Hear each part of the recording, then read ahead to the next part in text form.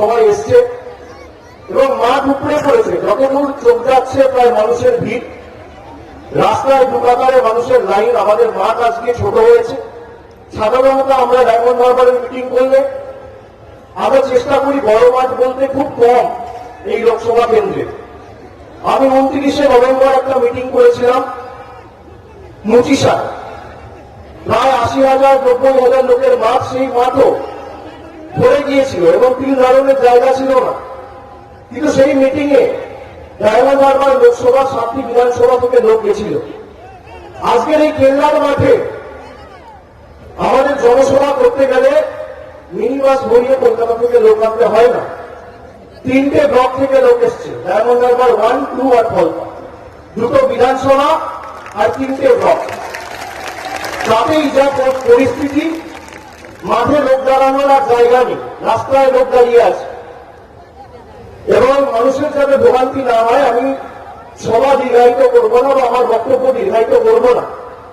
কিন্তু আমরা আজকে এই মাঠে কেন মিটিং করছি? আমি মিটিং করতে পারতাম ফলতায়, আমি মিটিং করতে পারতাম সাতগাছিয়ায়, আমি মিটিং করতে পারতাম বিষ্ণুপুরে, আমি বজবজে করতে পারতাম।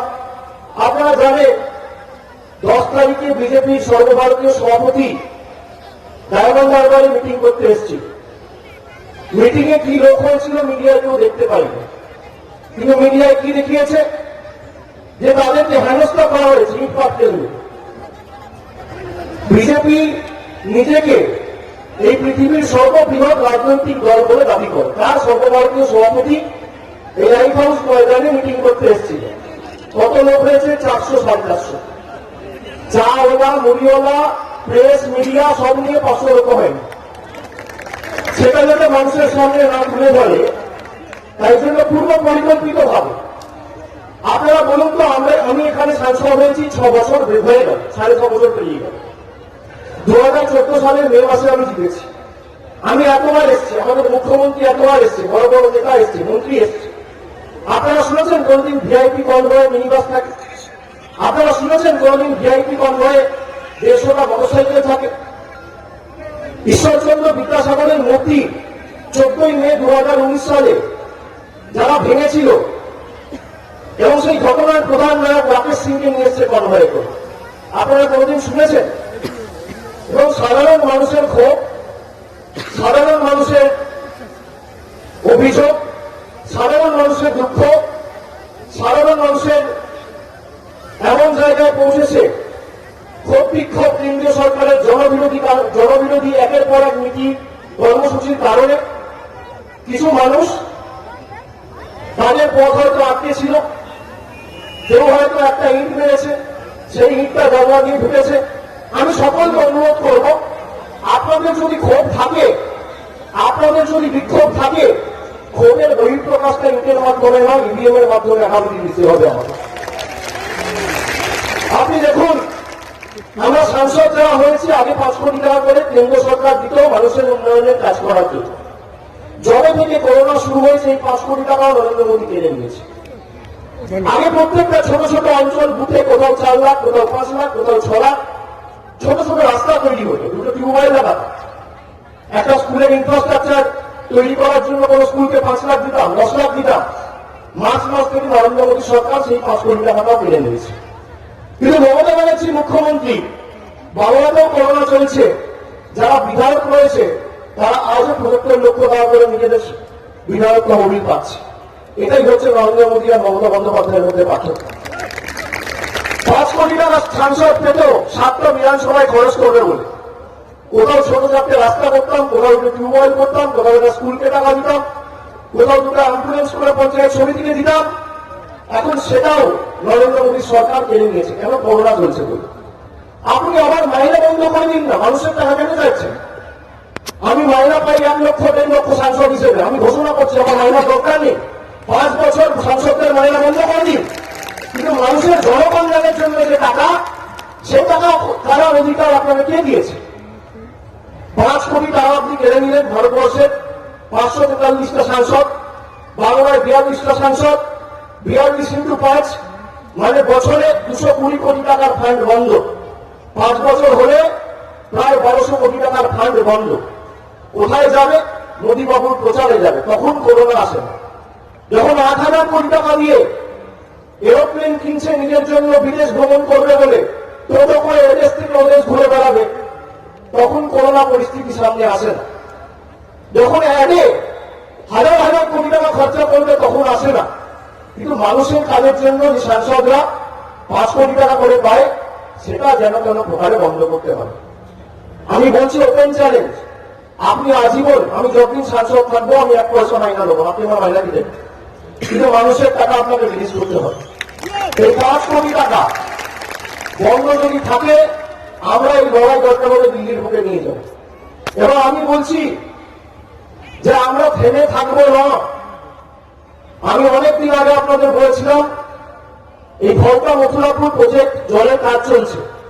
3 মাসের মধ্যে, আমি আজকে আপনাদের ডিটেলসটা দিচ্ছি, 3-4 দিনের মধ্যেই নতুন বছর শুরু হবে।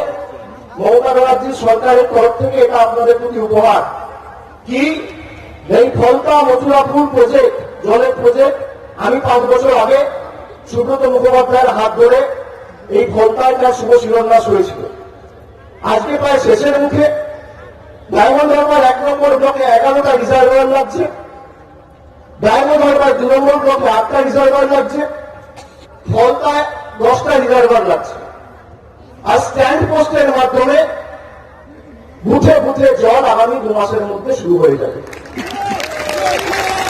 ডায়মন্ড হারবার 1 নম্বর ব্লক 1100 স্ট্যান্ড পোস্ট করা হচ্ছে। ডায়মন্ড হারবার 2 নম্বর ব্লক 800টা স্ট্যান্ড পোস্ট করা হচ্ছে। আর ফলতায় 1000 স্ট্যান্ড পোস্ট করা হচ্ছে। সব মিলিয়ে প্রায় 2টো বিধানসভায় 3000টা স্ট্যান্ড পোস্ট করা হচ্ছে। এবং নলবাহিত পানীয় জল আগামী 2 মাসের মধ্যে আপনারা যেখানে আছেন, আপনাদের বাড়িতে, আপনাদের পাড়ায়, সব জায়গায় পৌঁছে যাবে, এটা আমি কথা দিয়ে গেলাম। আর যেখানে যা সমস্যা রয়েছে, এগুলো আমরা দেখছি, আপনারা চিন্তা করবেন না। অনেকে হিংসা হয় যে ডায়মন্ড হারবারে বেশি কাজ হয়, ওই জায়গায় কাজ হয়নি কেন, এই জায়গায় কাজ হয়নি কেন, কোন জায়গায় কাজ হয়নি। যারা বলে পূর্ব মেদিনীপুরে কাজ হয়নি, দক্ষিণ 24 পরগনায় কাজ হয়েছে।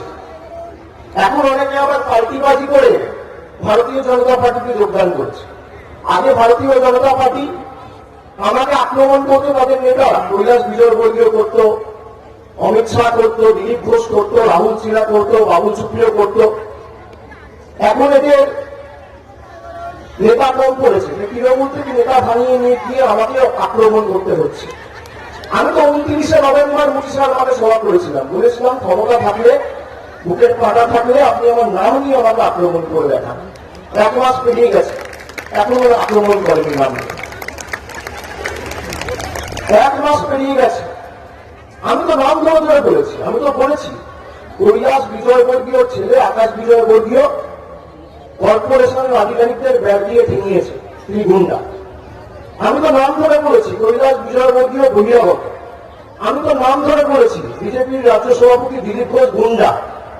আপনার ক্ষমতা থাকলে আমাকে রাখলাম? দিলীপ ঘোষ আবার আমার বিরুদ্ধে মামলা করেছে,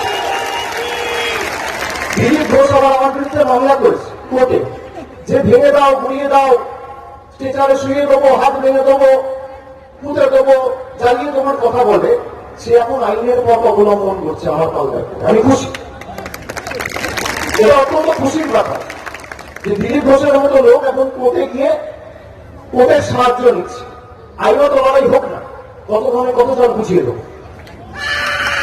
আর যারা এখনো ভাবছে যে বিজেপির কথায় নাচবো, নিজের মেরুদণ্ডটা বিক্রি করে দিয়ে বাংলার মান, সম্মান, কৃষ্টি, ঐতিহ্যকে বিক্রি করে দিয়ে লজ্জার মতো কি বলছে, বলছে বাংলাটাকে নরেন্দ্র মোদীর হাতে তুলে দিতে হবে। বাংলা কি? আলু, পেঁয়াজ, টমেটো, নরেন্দ্র মোয়া, নরেন্দ্র মোদীর হাতে তুলে। বাংলা কি? নরেন্দ্র মোদীর হাতে তুলে দিতে হবে। বাংলাটা কি বস্তু? নরেন্দ্র মোদীর হাতে তুলে দিতে হবে। এক বাপের ব্যথা হলে আগে ডায়মন্ড হারবারটা তুলে দেখান। বাংলাতে 42টা কেন্দ্র রয়েছে, এই ডায়মন্ড হারবারটা নরেন্দ্র মোদীর হাতে তুলে দেখা। নরেন্দ্র মোদী তো নিজে মিটিং করতে এসেছিল, লাইট হাউস মাঠে মিটিং করে গেছে। সন্ধ্যে 5টায় এসেছিল, 2 ঘন্টা নিচে গ্রিন রুমে বসেছিল, লোক হয়নি। তারপর 2 ঘন্টা পরে স্টেজে উঠেছে, 8 ঘন্টা ভাষণ দিয়ে পালিয়ে গেছে। আর এই এলাকার মানুষ আমাকে 3.5 লক্ষ ভোটে জিতিয়েছে। ক্ষমতা থাকলে 7টা বিধানসভা তো আছে, এই 7টা বিধানসভার মধ্যে একটা রণনীতি ভাবে তুলে দেখান না। পৃথিবীর সর্ববৃহৎ রাজনৈতিক দল, আর এই ডায়মন্ড হারবার আর ভাইপোই তো একটা দলকে ন্যায্য বলে করে দিয়েছে।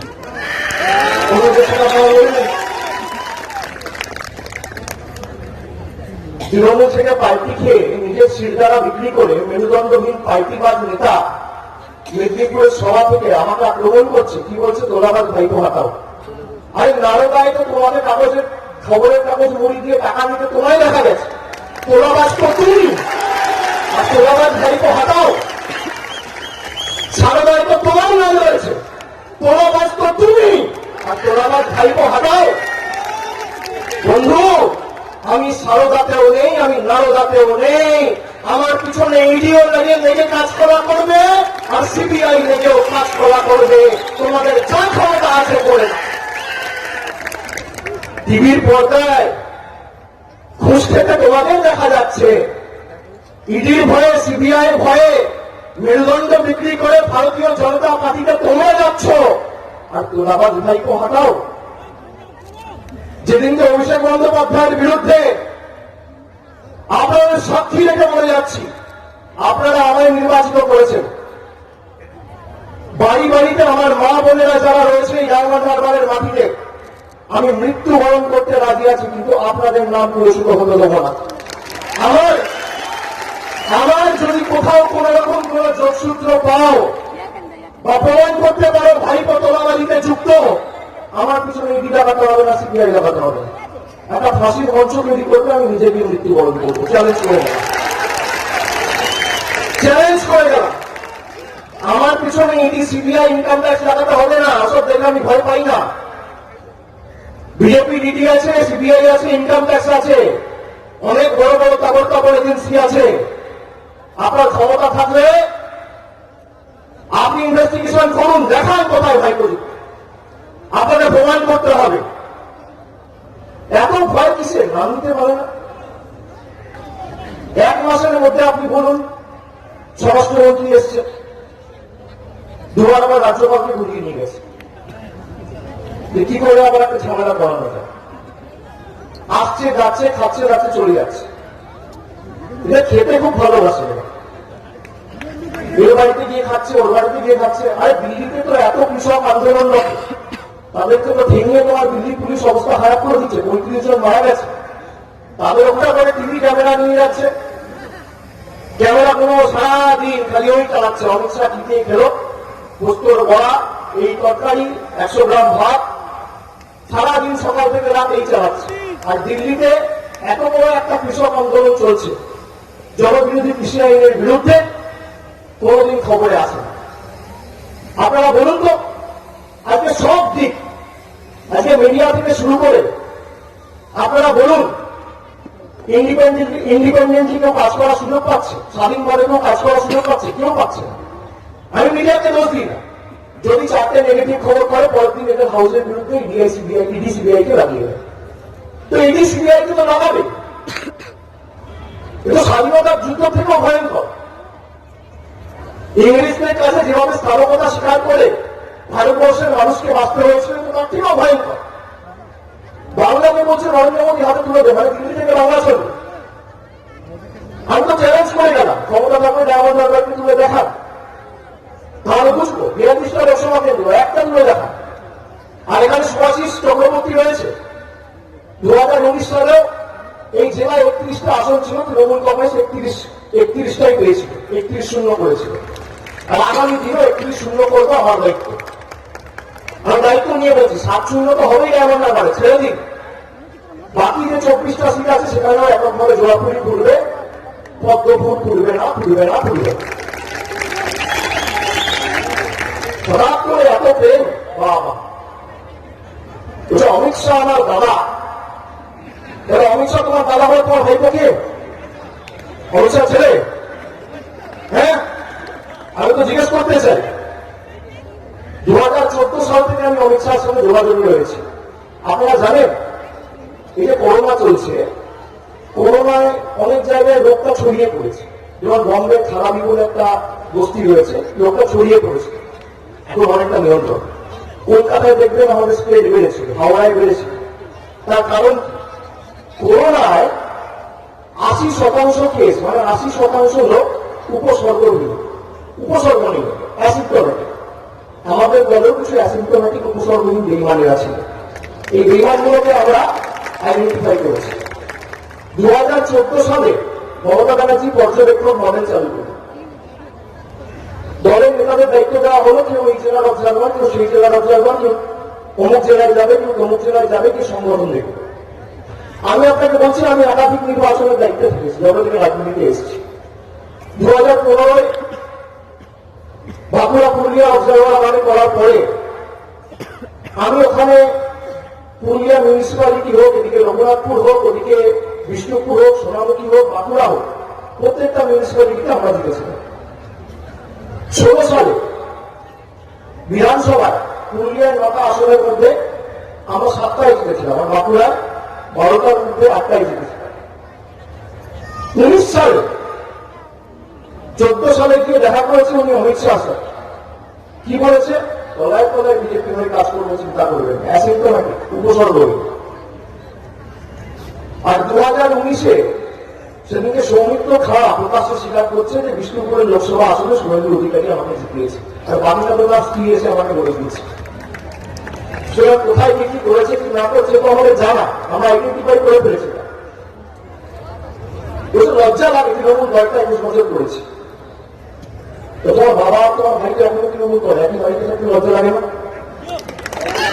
নিজের বাড়ির লোককে তো ভাঙিয়ে আনতে পারে না, কিন্তু বাংলায় পদ্ম ফোটাবে।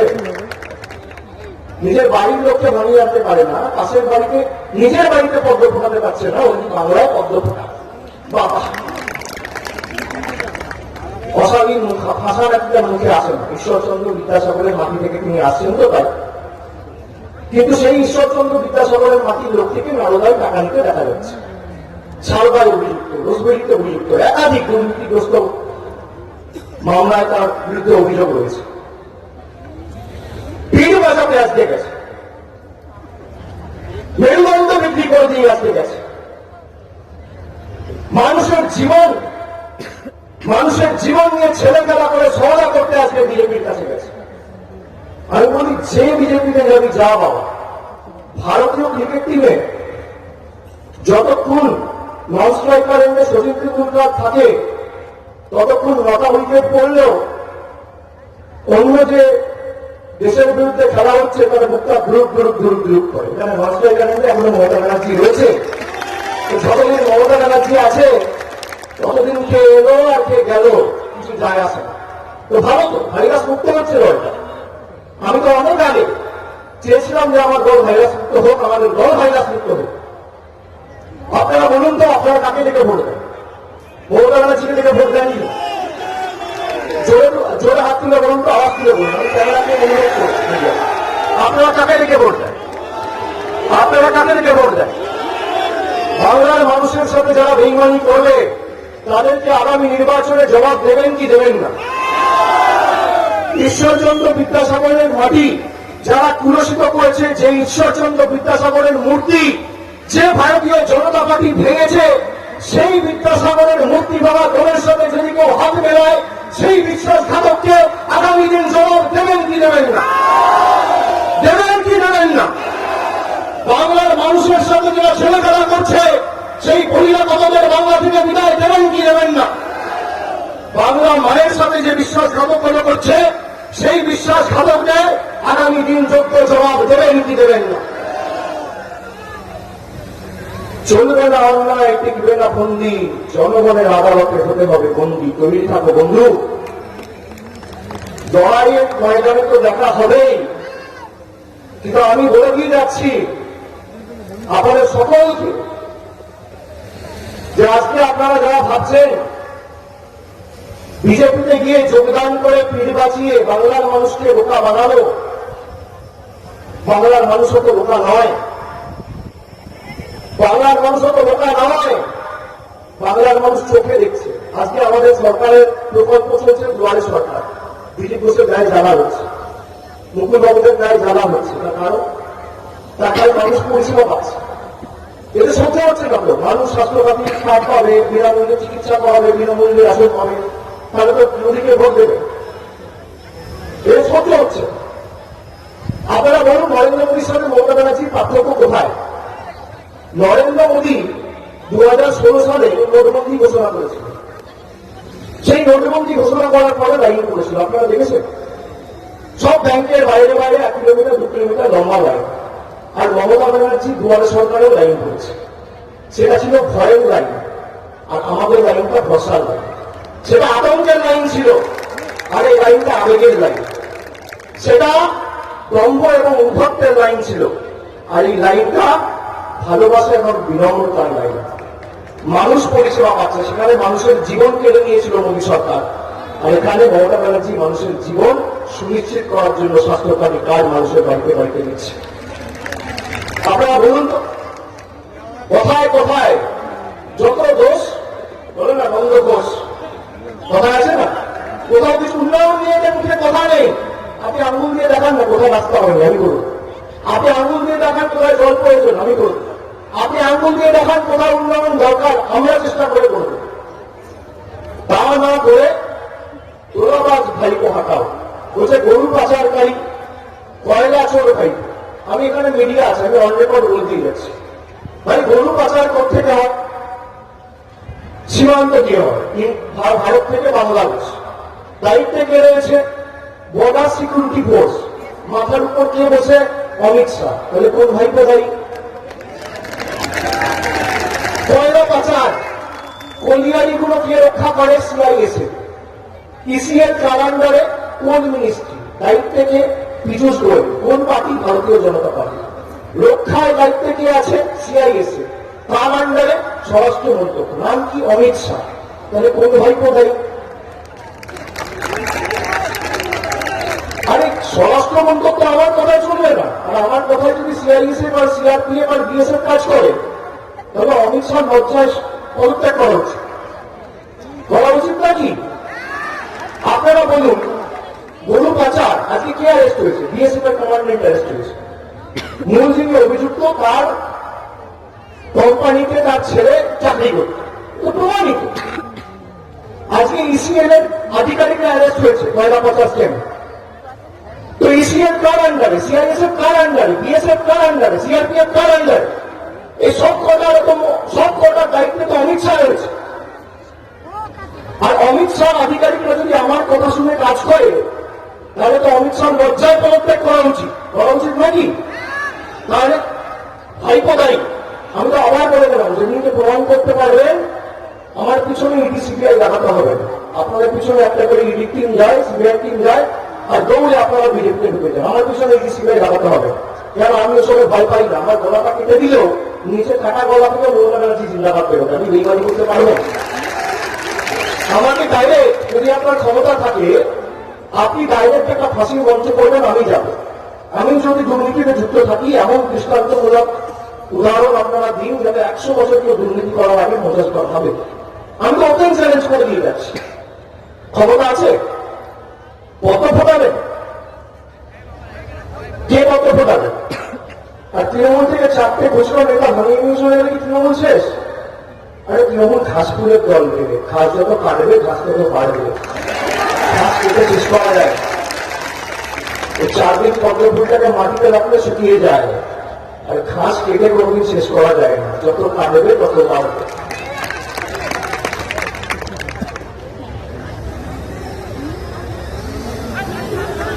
কি ঠিক বলছি? আপনারা তৈরি? তৈরি? লড়াইয়ের ময়দানে দেখা হবে, দেখা হবে। এই লড়াই আমরা জিতবো, বাংলা জিতবে, ডায়মন্ড হারবার জিতবে, এই মাটি জিতবে, দক্ষিণ 24 পরগনা জিতবে, বাংলা জিতবে, রবীন্দ্রনাথ জিতবে, নজরুল জিতবে, বিবেকানন্দ জিতবে, নেতাজি সুভাষচন্দ্র বসু জিতবে। জিতবে তো? বিজেপির সর্বভারতীয় সভাপতি আর রাজ্য সভাপতি কয়েকদিন আগে বলেছে বাংলায় বাঙালিদের অবদান নেই। তাকে অবদানটা আমি একটু স্মরণ করি। বাংলায় যদি বাঙালিরা যদি না থাকতো ভারতবর্ষে, তাহলে ভারতবর্ষে স্বামী বিবেকানন্দের মতো লোক তোমরা খুঁজে পেতে না। সর্বধর্ম সমন্বয়ের কথা দিয়ে বিশ্ব ধর্ম সম্মেলনে বলে ভারতবর্ষে বাংলার নামটা উঁচু করেছে। নেতাজি সুভাষচন্দ্র বসু যদি না থাকতো, তাহলে আজাদ হিন্দ ফৌজ তৈরি করে ব্রিটিশদের ভিত নড়িয়ে দেওয়ার মতো বাঙালি তোমরা খুঁজে পেতে না। ঈশ্বরচন্দ্র বিদ্যাসাগর যদি না থাকতো, তাহলে আজকে ছোট্ট মেয়েগুলোর করে ভবিষ্যৎ থাকতো না। রামমোহন রায় যদি না থাকতো, তাহলে আমার বাবা মারা গেলে বা আপনার বাবা মারা গেলে আজও আমার মাকে বা আপনার মাকে সেই চিতায় মৃত্যুবরণ করতে হতো ছাপিয়ে। আর মমতা ব্যানার্জি যদি না থাকতো, আজকে 34 বছর সিপিএম তালুকতায় তাদের বন্দুকের নলের নিচে আর বোমার আঘাতে আজকে আমাদের বেঁচে থাকতে হতো। তাই স্মরণ করিয়ে দিই তাদের, যারা বলে যে বাংলায় বাঙালিদের কোনো অবদান নেই। বাংলা কি জিনিস আর বাঙালি কি জিনিস, তোমাদের কড়াই ঘন্টা আগামী দিন জবাব দেবো। এবং তৈরি থাকো। আমি আবার বলে যাচ্ছি, এই ডায়মন্ড হারবারের মাটি থেকে তোমরা প্রশ্ন করেছিল তো, ডায়মন্ড হারবার থেকে আমি সেই জন্য জবাব পাও ডায়মন্ড হারবারের দিলাম। লাইট হাউস মাঠে মিটিং করে আপনারা দেখুন, একদিকে কুলপির বর্ডার, যাতে দুদিক থেকে লোক আসতে পারে। আচ্ছা, মিটিং করলে ডায়মন্ড হারবারের মিটিংয়ে কর, নামতলায় কর, বজবজে কর, বিষ্ণুপুরে কর, সন্ন্যাসী লোক নেই তো, বুথে 10টা লোক পাবেন না। আচ্ছা, তোমাদের যদি বুথে বসার লোক না থাকে, ও সেখানে জিতাই, আমি কি করতে পারি? আমাদের ছেলেরা তো বিজেপির ডিলিভার আর বুথ এজেন্ট হয়ে বুথে বসতে পারবে, বিজেপির ঝান্ডা নিয়ে মিটিং করতে পারবে। এই ঝান্ডার সাথে রক্ত লাগা। অনেকে বলে মমতা ব্যানার্জিও বিজেপির হাত ধরেছিল। হ্যাঁ, মমতা ব্যানার্জি বিজেপির হাত ধরেছিল, সেটা অটল বিহারী বাজপেয়ীর বিজেপি ছিল। সেই বিজেপিতে 2002 রক্ত ছিল না। বলে মমতা বন্দ্যোপাধ্যায় কংগ্রেস ছেড়ে এসেছিল, মমতা বন্দ্যোপাধ্যায় বিশ্বাসঘাতক। আরে মমতা বন্দ্যোপাধ্যায় কংগ্রেসের থেকে তিরঙ্গাটা কেড়ে নিয়েছিল, একমাত্র দল যে নিজের দল তৈরি করে বাংলায় সিপিএমকে হারিয়ে মহাবীর মানুষের সরকার প্রতিষ্ঠা করেছে। নিজের পাটাপাটের নিজের দল করে দেখাও না, বিজেপির সঙ্গে লড়াই থাকবে। লড়াই তো আদর্শের লড়াই, লড়াই তো ব্যক্তিকেন্দ্রিক হয় না। মমতা বন্দ্যোপাধ্যায়ের বুদ্ধদেব বাবুকে পছন্দ না, তা তো নয়। আদর্শের বিরুদ্ধে লড়াই, ভিন্ন রাজনৈতিক মতাদর্শের লড়াই। আমার সিপিএমকে পছন্দ না, আমি মনে করেও সিপিএম এর সাথে হাত মেলাবো। আমার নরেন্দ্র মোদীর বিজেপিকে পছন্দ না, আমি মনে করেও বিজেপির সাথে হাত মেলাবো না। এই নেতারাই তো সমাজ আগে বলেছে বিজেপি হটাও, দেশ বাঁচাও। এই নেতারাই তো সমাজ 1 বছর আগে বলেছে 2019 বিজেপি ফিনিশ। এই নেতারাই তো বলেছে বিজেপি অবাঙালিদের দল, বাংলা পড়তে জানে না, লিখতে জানে না, বসতে জানে না। আর এখন বিজেপির দলে হাত মিলিয়ে বড় বড় গুলি বলা হচ্ছে, বড় বড় কথা। মমতা বন্দ্যোপাধ্যায় এই করেনি, তাই করেনি। আরে মমতা বন্দ্যোপাধ্যায় লোকের যোগ্য হতে তোমাদের সাধুবার জন্ম নিতে হবে। মমতা বন্দ্যোপাধ্যায় সিপিএম এর সঙ্গে লড়াই করতে গিয়ে কংগ্রেস থেকে বেরিয়ে এসে বিজেপির হাত ধরেনি। মমতা ব্যানার্জি নিজে দল তৈরি করেছিল, এই দলের নাম তৃণমূল কংগ্রেস। এই দল আজকে 10 কোটি মানুষের জীবনের উন্নয়নের ধারাকে পরিচালনা করছে। এবং আপনাদেরকে আমি বলে দিয়ে যাচ্ছি, আপনারা কোনোভাবে বিচলিত হবেন না। কারণ ক্ষোভ বিক্ষোভ থাকতে পারে, ক্ষোভ বিক্ষোভের বহিঃপ্রকাশ ইভিএমে হবে, আর অন্য কোনোভাবে হবে না। এটা আপনাদের সকলকে আমাকে কথা দিতে হবে। কথা দিচ্ছেন? এবং লড়াইটা আমরা তো বুঝে নেবো। যতদিন আমি আছি, লড়াই গন্ডায়, মাঠে ময়দানে আমরা থাকবো, লড়াই বুঝে নেবো। কে কোথায় আছে আর কে কোথায় থাকবে, সে তো লড়াইয়ের ময়দানে রাজনৈতিক ভাবে লড়াই তৃণমূল কংগ্রেস লড়তে প্রস্তুত। আমি তাই সকলকে বলবো, আপনারা ধৈর্য ধরে, আমাদের মা বোনেদের বলবো যে আজকে আপনারা দেখেছেন যে নরেন্দ্র মোদী সরকার আসার ফলে আজকে দৈনন্দিন জীবনে নিত্য প্রয়োজনীয় আজকে জিয়াতে জিএসটি করে দিয়েছে 18%, আর হিরেতে জিএসটি করে দিয়েছে 3%। এই হচ্ছে নরেন্দ্র মোদীর সরকার। আপনাকে তো বুঝতে হবে, মমতা বন্দ্যোপাধ্যায় একটা 5 ফুট 2 ইঞ্চি হাইটের মহিলা, হাওয়াই চপ্পল পরে, সাদা শাড়ি পরে, কালীঘাটে কালীর চালের বাড়িতে থাকে। তার বিরুদ্ধে লড়াই করতে গিয়ে ভারতবর্ষের প্রধানমন্ত্রী, স্বরাষ্ট্রমন্ত্রী, বিজেপি সর্বভারতীয় সভাপতি, একাধিক রাজ্যের চিফ মিনিস্টার, ইডি, সিবিআই, যত সংস্থা আছে সবাইকে লাগিয়ে দিচ্ছে। কিন্তু এই লড়াই বাংলা জিতবে, এই লড়াই মামাটি মানুষ জিতবে, এই লড়াই মমতা বন্দ্যোপাধ্যায় জিতবে, এই লড়াই তৃণমূল কংগ্রেস জিতবে। এটা আমি আপনাদের কথা দিয়ে যাচ্ছি। বাংলাকে হারানো, বাংলা গুজরাট নয়, বাংলা মধ্যপ্রদেশ নয়, বাংলাকে হারানো অত সোজা না। 10 দিন আগে এক কথা বললাম, 10 বছর ক্ষমতায় থেকে, মন্ত্রিত্বে থেকে পাল্টিবাজি করে মেরুদণ্ডটা বিক্রি করে দিয়ে তুমিও মানুষ আমিও মানুষ, আমার সাথে তোমার তফাৎটা কোথায় যেন? মেরুদণ্ড। তোমার মেরুদণ্ড রয়েছে, তোমার মেরুদণ্ড। তৃণমূল কংগ্রেসটা করতে গেলে বুকের দম লাগে। বুকের দম না থাকলে রিটায়ার ভাগ করে বাড়িতে ঢুকে যাও সারিয়া চুরি করে। বড় বড় কথা বলতে হবে না। আগামী দিন লড়াই তৃণমূল কংগ্রেস জিতবে। এবং আমি আবার আপনাদের সকলকে বলে দিয়ে যাচ্ছি যে আগামী দিন আমাদের এই রাজনৈতিক কর্মসূচি চলবে। আগামী দিন মমতা বন্দ্যোপাধ্যায়ের ছবি এবং জোড়া ফুলকে সামনে রেখে নেত্রী যাকেই প্রার্থী করবে, এই জেলা থেকে 31টি আসনে 31 জনকে জেতানোর দায়িত্ব আমাদের সকল। এবং ডায়মন্ড হারবার 2019-এও এই জেলায় 1 নম্বরে ছিল। আগামী দিন ওই 7টা বিধানসভা থেকে 1 নম্বরে আপনারা থাকবেন। পরবর্তী 5 বছর উন্নয়নের নিরিখে ডায়মন্ড হারবারকে 1 নম্বর রাখার দায়িত্বটা আমার। এটা আমি সকলকে আপনাদের বলে দিলাম। আমি সকলকে ধন্যবাদ জানিয়ে আমার বক্তব্য দীর্ঘায়িত করব না। Subscribe our channel. Press the bell icon.